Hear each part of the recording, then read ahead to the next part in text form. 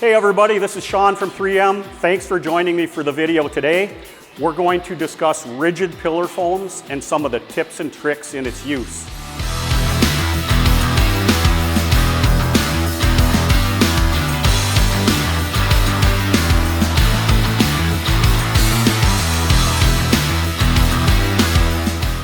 Before we get started, we want to make sure we're using the proper PPE. So for today's video, I'm going to wear safety glasses, nitrile gloves, and a respirator. Also keep in mind that these videos are designed for a professional setting such as a collision repair center. If you want more information on our safety and warranty, I'll leave a link in the description. Why don't we get started? Okay, so let's talk about this rigid pillar foam. Now remember, this is a urethane and it's expandable. So this will expand up to 10 times depending on the temperature of the shop or area that you're in. So it's going to expand. We have to plan for that as well, right? So we need to look at where we're going to dispense this foam and install this foam and plan for how much volume we think we're going to get out of it at those conditions. We also need to look at the part and plan on how we're going to get it where we want it. Now obviously when you're working on a vehicle, they're all different, but typically you have some access points, some access holes somewhere on those parts. There may be exceptions to that, but for the most part, that's what you're going to see. So we have to determine where do we want our foam to go and end up, and how are we going to get it there.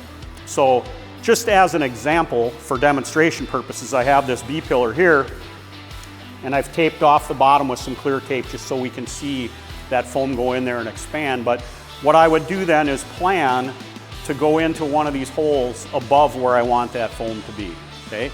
So there's a number of ways we can do that.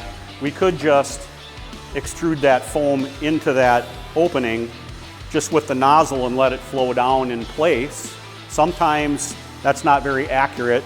Or we could actually get some kind of tubing or hose and use that to get the foam down where we want it to go.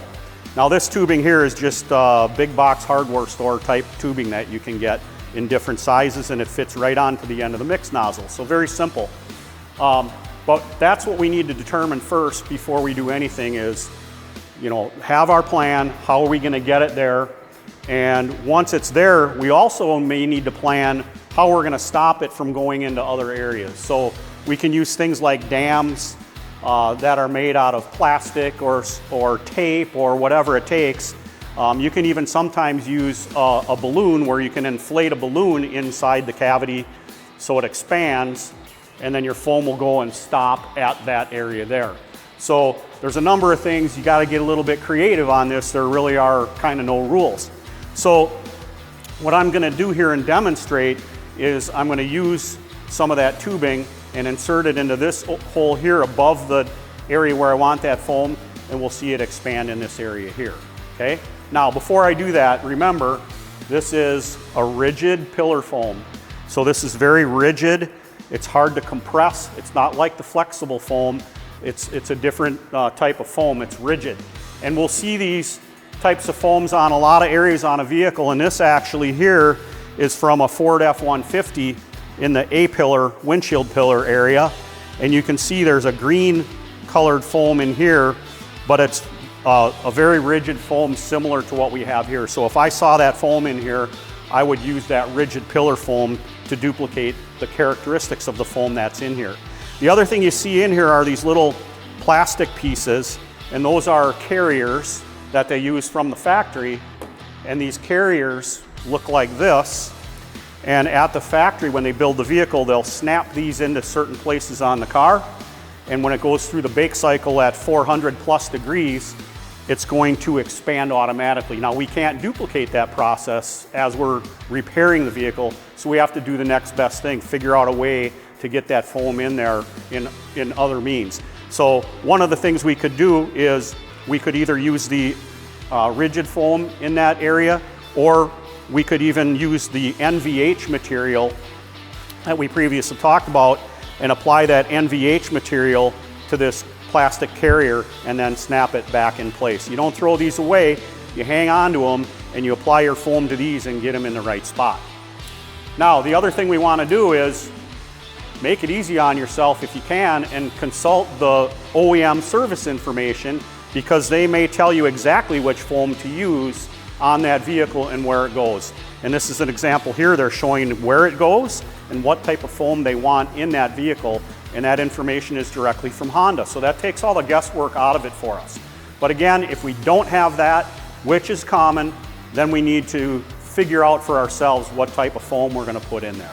Okay? But the point is getting the foam back where we want it to duplicate that OEM build as closely as possible. So I'm going to gear up with my PPE and get ready to install that foam. So why don't we get started with that, and I'll come back after I'm done.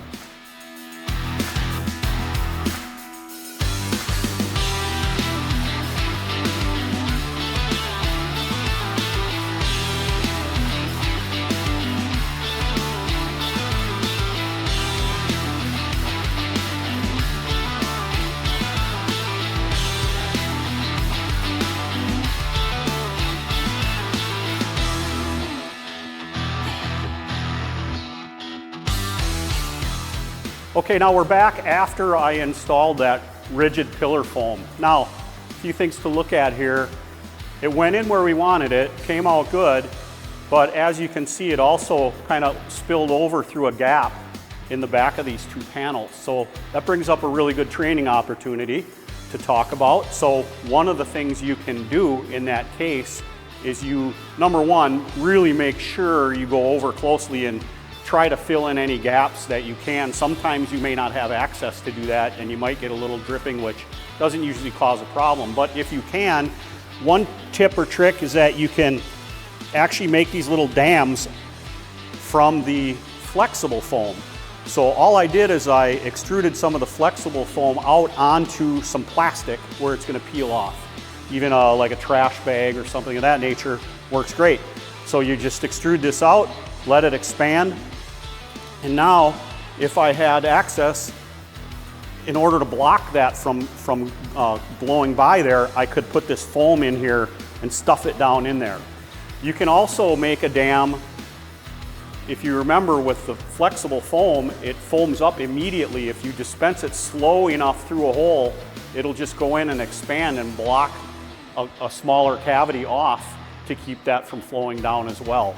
But these dams work really well, where you can stuff them in, to an area where you don't want the material to go past, and it'll block it off and keep it where you want it. So making those dams can come in handy in certain situations. Now, the other thing we want to see is, first of all, I did protect this area with some dirt protection, but you can see that I still got some dripping. Okay, so this stuff is inevitably kind of messy, and you may get drips, so make sure you're not using this around interior parts or anything that you could damage. But if you do get it on something, allow it to fully cure before you go and peel it off. If I peel it off after it's fully cured, it comes off pretty easy.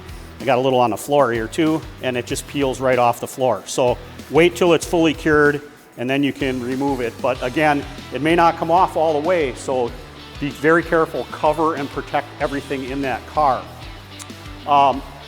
So the last thing we're going to do here, after the foam is in place, now we can install our corrosion protection around that foam. We want to do the foam first, and then basically surround the foam with cavity wax and get it locked in.